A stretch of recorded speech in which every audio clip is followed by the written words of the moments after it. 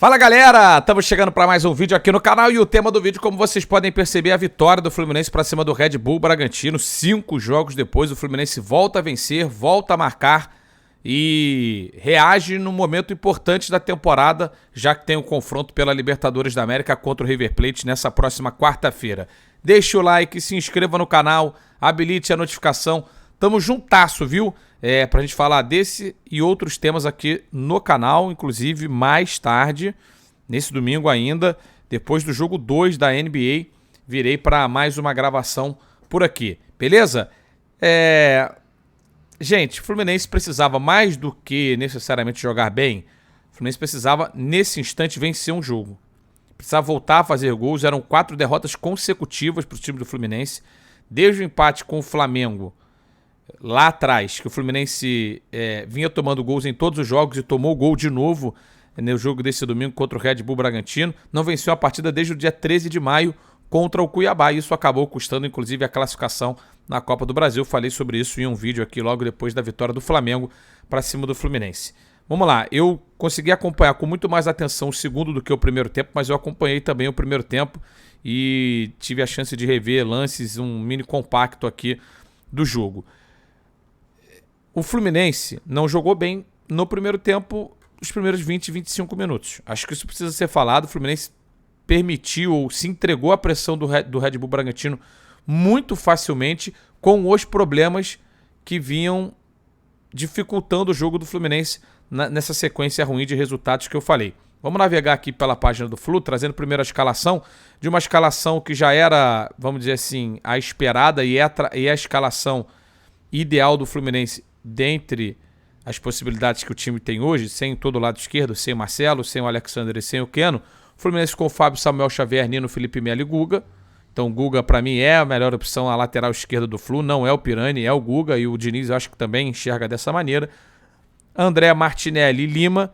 Eu ainda enxergo o Martinelli como a melhor alternativa à ausência do Alexander, mesmo que o Martinelli não esteja vivendo uma grande fase. Eu acho que talento ele tem, já jogou boas partidas com a camisa do Fluminense.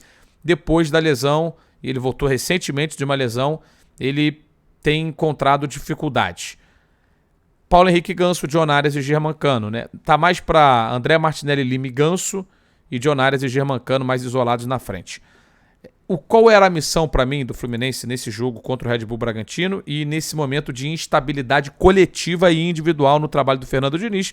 E quando eu falo individualmente, estou falando especificamente dos jogadores. Era voltar a ser agressivo.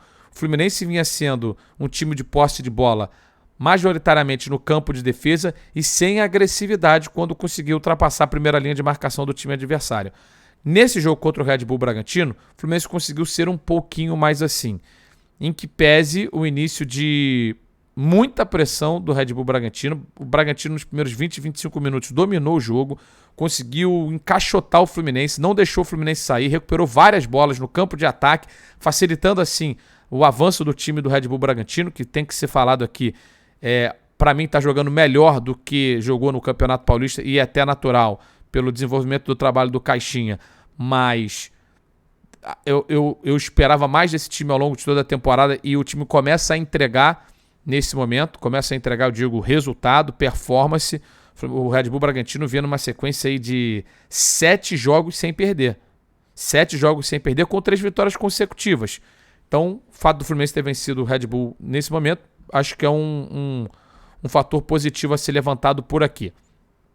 Então, o Fluminense ficou encaixotado no começo do jogo, não conseguiu sair e quando saía estava caindo nos mesmos problemas dos outros jogos. Ultrapassava a primeira linha de marcação, parecia não ter força, não ter fôlego para fazer ainda um avanço perigoso. E aí, a partir dos 25, vou botar assim, acho que 25 minutos, o gol do Fluminense sai com 27, basicamente ali já do momento do gol, alguns minutinhos antes. O Fluminense começou a se encontrar no jogo, começou a sair da sequência maior na troca de passes, começou a ter a bola um pouquinho mais à frente e fez um gol num raríssimo contra-ataque. Porque se você for pensar num time que tem como jogadores mais ofensivos Germancano, Ganso e John Arias, não é um time rápido. E foi exatamente desse jeito que o Fluminense conseguiu um gol. Por quê? Porque o Ganso, num sprint raro, ele estava na intermediária de defesa, ele avançou para atacar a última linha do Red Bull Bragantino. Ele não faz isso sempre. O Fluminense não contragolpeia sempre. Na maioria das vezes, o Fluminense, quando recupera a bola na defesa, ele espera o adversário, ou quase sempre espera o adversário ficar montado e tenta superar o seu adversário através da troca de passes, do agrupamento de jogadores em determinado lado da bola, aquilo que todo mundo já sabe. Então foi muito raro, ou é muito raro, ou tem sido muito raro ver o Fluminense conseguir contra-ataques ao longo dessa temporada. Isso só deu certo porque o John Arias já saiu depois dali de uma bola que ficou meio que rebatida. O Cano tentou driblar, e no que tentou driblar a bola voltou e ficou pro John Arias. O John Arias já saiu à frente do marcador do Red Bull Bragantino. Então ele se mandou, conseguiu um avanço já às costas do lateral, às costas da defesa, e a defesa do Red Bull Bragantino toda desarrumada. E não foi o Cano que atacou a última linha. Ele também estava correndo, mas foi o Ganso. Um belíssimo contra-ataque, coisa que o Fluminense precisa elaborar mais, precisa ser mais efetivo nos contra-ataques, e um passe perfeito do John Arias para uma chapada do Paulo Henrique Ganso. Aos 27 minutos o Fluminense fazia 1-0 e, primeiro, tirava um peso, porque pro jogo que o Fluminense faz, é muito bom você contar com, entre aspas, desespero do adversário. O desespero, quando eu digo, é o adversário tendo que sair para tentar recuperar a bola. Isso acaba sendo sempre muito importante para essa estratégia de jogo do Fluminense. Então, quando vem o passe do John Arias para o gol do Paulo Henrique Ganso, isso dá não só uma vantagem no placar, como dá uma tranquilidade para o Fluminense fazer o que o Fluminense faz de melhor, que é atrair a marcação, sair jogando e contar com um adversário um pouco desarrumado depois de superar a primeira linha de marcação.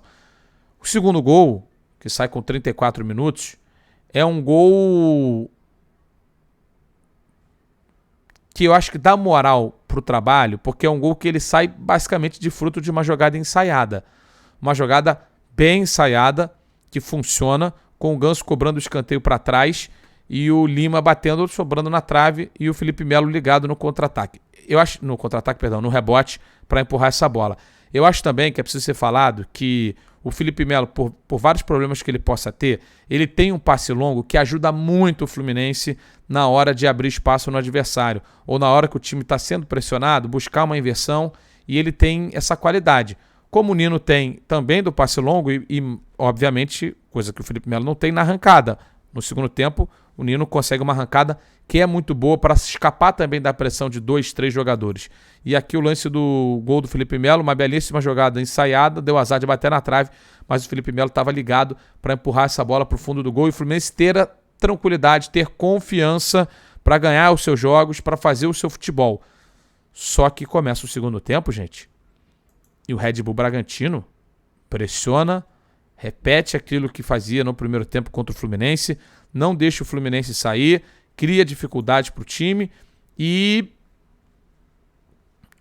o Fluminense sofre por 10, 15 minutos, inclusive tomando o gol do Thiago Borbas com 9 minutos do segundo tempo. Um belo chute de fora, uma finalização que acabou a defesa do Fluminense deixando o espaço ali na entrada da área, uma jogada que vem da esquerda para a direita, e o Borbas mete um canudo, passa ali pelo Martinelli, passa pelo Felipe Melo, e o Fábio estava absolutamente vendido no lance, não tinha nada o que fazer. Mas é parte também da pressão que o Red Bull Bragantino ia fazer. Depois disso, o Red Bull Bragantino divide posse de bola, no segundo tempo termina até com mais posse do que o Flu, 52%, finaliza o dobro de vezes do que o Fluminense, 8, o Fluminense só finalizou 4, mas também não criou tanto perigo, a não ser na última bola do jogo. Vou colocar 4, 5 minutos depois do gol, até o final do jogo, o Fluminense começou a mais dar uma tranquilizada no jogo, dar uma travada no jogo e também trocando passe. Aí o Fluminense começa a mexer, sai o Ganso, entra o Lelê. Eu achei uma boa substituição, porque o Lelê também era um cara a agredir a última linha do Red Bull Bragantino, e ele fez uma grande jogada, foi a melhor do Fluminense no segundo tempo, que ele abre, bate cruzado no contrapé e o Cleiton pega com o pé direito, e a partir dali o jogo realmente ficou de poucas oportunidades. O Fluminense tentando segurar a bola, como a gente diz na gíria, né? Furando a bola, sem deixar o time adversário tocar nela e buscando um jogo mais assim, de posse, sem tanto perigo, sem se expor tanto, e o Red Bull Bragantino perdeu um pouquinho da pressão que conseguiu exercer no começo do segundo tempo. Só que aí quando o Fernando Diniz, ele mexe, ele tira o Manuel, tira o Felipe Melo e coloca o Manuel. Normal, o Felipe Melo não consegue jogar todos os jogos. Não afetou. É obrigado a tirar o Nino por um probleminha e entra o David Braz. E sai o Lima e entra o Thiago Santos. E eu não vou ficar aqui perseguindo o Thiago Santos, mas o Thiago Santos ele não ocupou espaço nenhum. Ele não ocupou espaço nem na defesa nem no ataque. Inclusive ele foi pro ataque em algumas bolas e o Fluminense tomou contra-ataques com o Thiago Santos atrás da linha da bola. No sentido, ou à frente da linha da bola, se você quiser entender, que ele não estava compondo a marcação. Ele estava correndo atrás, não estava marcando atrás. Ele não estava conseguindo, ele estava atrás da jogada. A jogada estava andando na direção do gol do Fluminense e ele estava mais perto da meta do Red Bull Bragantino. Então ele não conseguiu fechar o espaço no meio e não conseguiu, porque não é característica dele, criar absolutamente nada do meio para frente. Então o jogo começou a ficar muito perigoso, não por chegadas do Red Bull Bragantino, mas pela característica dos jogadores que o Fluminense tinha em campo. E ainda assim, o Red Bull Bragantino, com o Fluminense desarrumado, na bola final, quase chegou ao gol de empate. Quase chegou ao gol de empate. Então, na minha cabeça, o Fluminense continua precisando evoluir bastante, continua precisando retomar o seu nível de atuação nos melhores momentos que teve na temporada. Eu acho que se a gente for olhar assim, dentro da proposta que o Fluminense gosta de executar, não estou analisando a atuação em geral, estou analisando dentro da proposta que o Fluminense gosta de executar. Eu ainda acho que o Fluminense está de 0 a 10, no 3,5, 4, dentro da proposta que o Fernando Diniz quer para esse time. Ou seja, falta bastante espaço para o Fluminense fazer uma boa atuação dentro dos propósitos táticos que o Fluminense tem para executar. Principalmente, conseguir novamente desmontar o adversário com a posse de bola. O Fluminense não tem conseguido isso. Isso tem sido muito difícil. O Fluminense criou no contra-ataque na bola parada.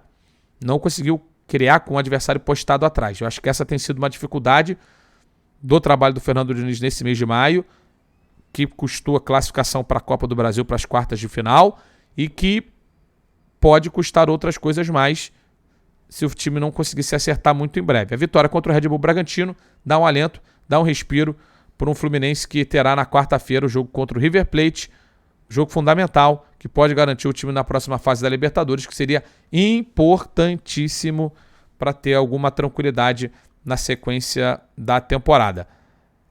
Pro Flu, de verdade, alguns recados, Cano podendo melhorar, Ganso fazendo gol é super importante e vamos ver o que vai ser reservado aí para essa sequência de trabalho do Diniz e do Fluminense. Deixe seu like, se inscreva no canal, habilite a notificação. Obrigado a você que está assistindo o vídeo. Se você concordou, comenta. Se não concordou, comenta também. Tamo muito junto. Obrigado e até a próxima. Valeu!